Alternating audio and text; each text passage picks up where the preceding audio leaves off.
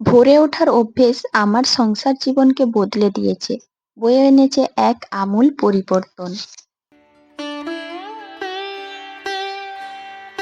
আমার প্রাণপ্রিয় বন্ধুদের জানাচ্ছি সুপ্রভাত। তো বন্ধুরা, কদিন ধরে আমি না খুব ব্যস্ত ছিলাম আর বিশেষ একটা অসুবিধার মধ্যে ছিলাম, তাই দুদিন ভিডিও দিতে পারিনি। তো কালকে দিয়েছি আর আজকেও কিন্তু ভিডিও দিচ্ছি। তো সমস্ত বন্ধুদের জানাচ্ছি সুপ্রভাত। আর আমি মুনমুন, ব্লগার মুনমুন চ্যানেলে তোমাদের প্রত্যেককে জানাচ্ছি অনেক অনেক স্বাগতম। যে বা যারা আমার ভিডিওটা দেখছো তাদের প্রত্যেককেই জানাচ্ছি অনেক ধন্যবাদ। আর আশা করছি তোমরা সবাই ভালো আছো, আগামী দিনেও ভালো থেকো, সুস্থ থেকো। এই মুহূর্তে আমিও ভালো আছি। তো যাই হোক, আজকের এই ছোট্ট ভিডিওটা আশা করছি তোমাদের ভালো লাগবে, তাই পুরো ভিডিওটা দেখতে থাকো।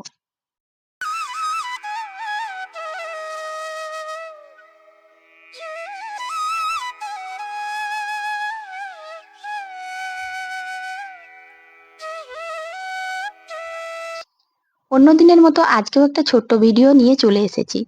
আমি একজন গ্রামের গৃহবধূ, অতি সাধারণ ঘরের গৃহবধূ হয়ে তোমাদের সামনে আমার লাইফস্টাইলের ছোট্ট ছোট্ট ঘটনাগুলো তুলে ধরার চেষ্টা করি। হ্যাঁ, কোনো সময় কিন্তু আমি পারফেক্ট ভাবে ভিডিও দিতে পারি না, টাইম মেনটেন করতে পারি না, তবে এটা কিন্তু ইচ্ছে করে নয়, এটা হচ্ছে এখানে গ্রামের পরিস্থিতির জন্য। কারণ এখানে না নেটের প্রচন্ড সমস্যা। তো প্রথমেই জানাই, যারা আজকে নতুন আমার চ্যানেলে, তারা একটু সবাই পাশে থেকো আর পুরো ভিডিওটা দেখার পর কিন্তু কমেন্ট করো। আর পুরনো বন্ধুরা, তোমরা সবসময় পাশে আছো, পাশে থেকো। আর এইভাবে কিন্তু সাপোর্ট করে যেও, যেন আমি একটু এগোতে পারি। তো যাই হোক, এখন আর বেশি বকবক না করে জামা কাপড়গুলো মিলে দিই।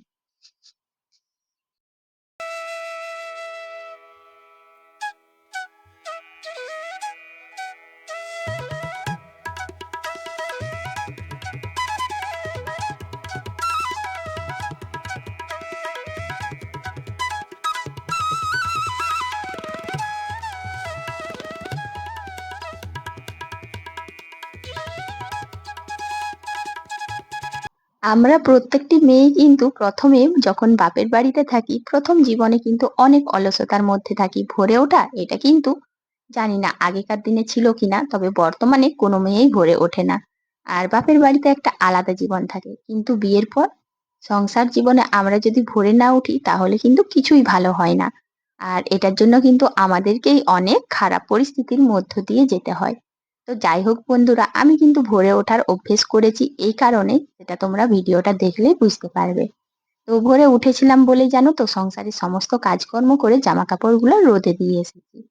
আর এখন দেখো, এখানে মা বাদাম ভেজেছিলেন, খোসা পড়েছিল, তো পুরোটা পরিষ্কার করে আর এখন ঝাড় দিয়ে দিচ্ছি। সংসারে তো নানান রকম কাজ থাকে, যদি আমরা সেই কাজের ফাঁকেও একটু ভোরে উঠে যাই তাহলে দেখবে সেই কাজগুলোর সাথে সাথে সংসারের আরো অনেক রকম কাজ আমরা করতে পারি, যেগুলো আমাদের সংসারের জন্য, আমাদের জীবনের জন্য অনেক মঙ্গলদায়ক।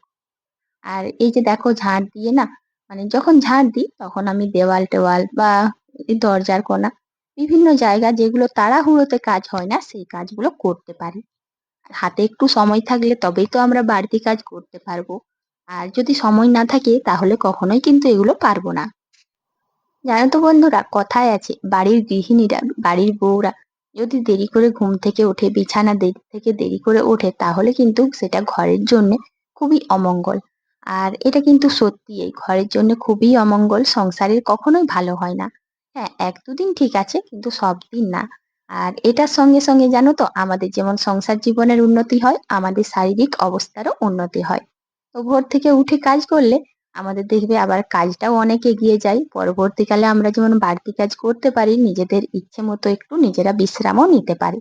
মোট কথা, আমরা যদি অন্য কোনো পরিকল্পনা করি সেগুলো পূরণ হয়, আর সাথে সংসারেরও মঙ্গল হয়। আসলে অনেক দেরি পর্যন্ত ঘুমে মানে বিছানার মধ্যে পড়ে থাকা, এই বিষয়টা কিন্তু মোটেও ভালো না আমাদের জন্য। তো যাই হোক, আমিও কিন্তু সেটাই পালন করি। আর ভোর থেকে উঠে সমস্ত কাজকর্ম করি বলেই শেষে অনেকটা টাইম পাই আর নিজের ইচ্ছে মতো বা সংসারের মঙ্গলের জন্য কিছু করতে পারি। তো দেখো, বাড়ি সংসারের যা যা কাজ ছিল সব করে নিয়েছি, আর এত তাড়াতাড়ি কাজগুলো হয়ে যায়, মনে হয় কি করে হলো এত তাড়াতাড়ি।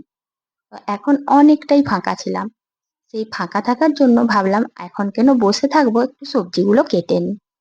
কি হয় বলো তো বন্ধুরা, অনেক সময় বিভিন্ন রকম সমস্যার জন্য দেখবে রান্না করতে গিয়ে হয়তো কবে কিরকম একটা অসুবিধা পড়লো সবজি কাটতে অনেক দেরি হবে বা অনেক সমস্যা হয়। মানে পরিবারে তো সবাইকে নিয়ে থাকলে এটাই হয় যে আজকে ভাবলাম এটা রান্না করব কিন্তু কোনোভাবে দেরি হয়ে গেল পারলাম না। বা রান্না করতেও দেরি হলো। সেইজন্য আমি কাজ গুছিয়ে রাখার জন্য জানো তো ভোরে উঠি। আর এমনটা করলে এই যে সবজিটা এখন সময় ছিল বলে কেটে রাখলাম, তাহলে ভাত বসিয়ে যদি একটু কোনো অসুবিধে হয়, কোনো সমস্যা হয় তাও কিন্তু সবজির কোনো অসুবিধা হবে না। মানে তরকারি রান্না করার। যেহেতু আমার কাটা রয়েছে আর যেকোনো কাজ সময় নিয়ে গুছিয়ে রাখলে খুবই ভালো। তো এখন দেখো এই যে লবণটা না আমার কালকে রাত্রিতেই শেষ হয়ে গিয়েছিল। তো এখন মনে পড়লো তাই ভাবলাম যে না রান্না করার সময় জানো কোনো জিনিস যদি শেষ হয়ে যায় হয়তো অন্য কোনো কিছু দিয়ে ম্যানেজ করি কিন্তু লবণ তো আর কোনোভাবেই অন্য কোনো অপশন দিয়ে ম্যানেজ করা যায় না। তাই লবণটা খুবই প্রয়োজন বলে আমি লবণটা কিন্তু প্রথমেই এনে করে কৌটোয় ভরে রাখলাম। ওই যে কথায় আছে একটু হাতে সময় থাকলে মাথায় যেমন বুদ্ধি বাড়ে সেরকম সংসারের সমস্ত পরিস্থিতিগুলোও কিন্তু খুব ভালোভাবে মেনটেন করা যায়।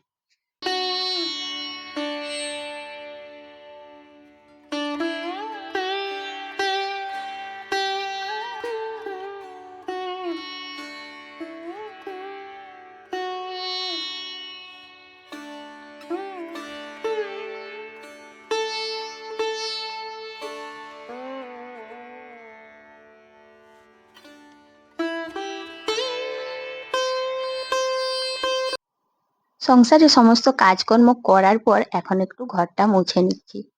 এই ঘরগুলো জানো তো বর্ষাকালে মানে এমনিতে তো মোছা হয়ই তবু যেন বর্ষাকালে আরো বেশি চিটচিটে ভাব। আর আমাদের তো অনেক আগেকার প্রাচীন বাড়ি তাই এই যে মেঝেগুলো আছে এখান থেকে যেন একটা জল জল ভাব ওঠে। আর সেই জল ভাবগুলো মনে হয় যেন লবণ দিয়ে ছড়ানো রয়েছে খুব চিটচিটে। তাই ঘর না মুছলে একদমই হয় না।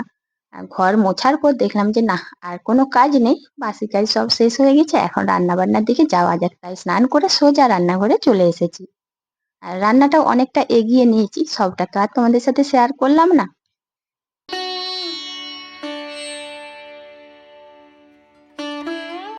তবে বলে দিই যে রান্নাতে কিন্তু কিছু পরিবর্তন হয়েছে। তোমরা যে দেখলে আমি কুমড়ো ডাঁটা কাটছিলাম, কুমড়ো ডাঁটা আলুর পোস্ত, এখন কিন্তু সেরকম কিছু হচ্ছে না। কুমড়ো ডাঁটা আর শাকটা দিয়ে কুমড়ো শাকের ভাজা হচ্ছে আর আলুর সঙ্গে আরেকটু আলু মিশিয়ে পোস্ত বানিয়েছি।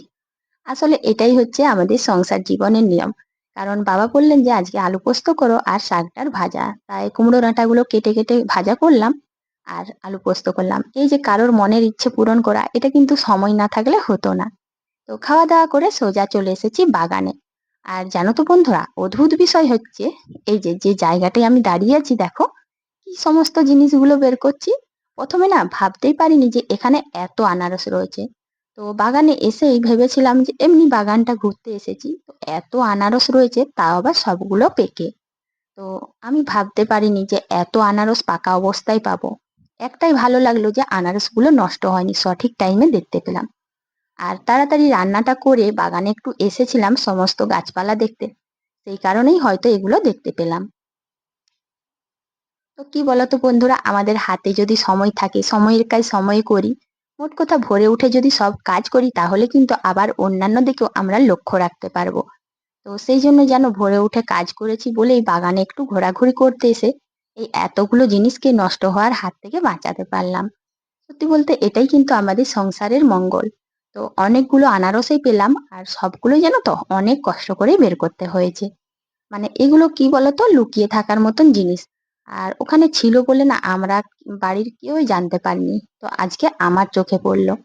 কদিন এত জল জমেছিল সেই জন্য আসা হয়নি আর ওই জলের জন্য যেন আনারসগুলো খুব পেকে গিয়েছে। তো এখন দেখো তোমাদের দাদাভাই উপস্থিত হয়েছে, আমি ক্যামেরা ধরেছি আর এই যে আনারসের মাথাগুলো কি সুন্দর ছাড়িয়ে দিচ্ছে। এই মাথাগুলো ছাড়াতে আমার একটু অসুবিধে হয় যদিও করে নিতাম। তো যদি হেল্প পাই কে না করে বলো। তো হেল্প পেলাম বলে আমি ক্যামেরা ধরে আছি আর দেখো আনারসের মাথাগুলো ছাড়িয়ে দিতে কত বড় বড় আনারসগুলো। তো খুব ভালো লাগলো যে মোটামুটি এই আনারসগুলো আর নষ্ট হলো না।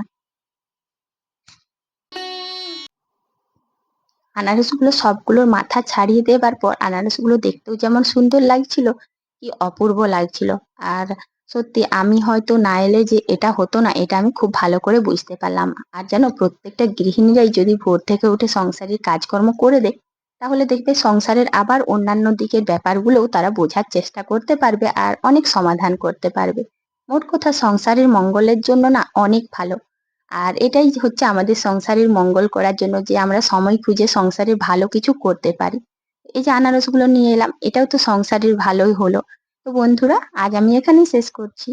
কাল আবার একটা নতুন ভিডিওতে দেখা হবে। তো সবাই ভালো থাকবে, সুস্থ থাকবে। আর আনারস খেতে যারা, যারা পছন্দ করো, ভালোবাসো, অবশ্যই কমেন্ট করতে ভুলবে না কিন্তু। তো টাটা।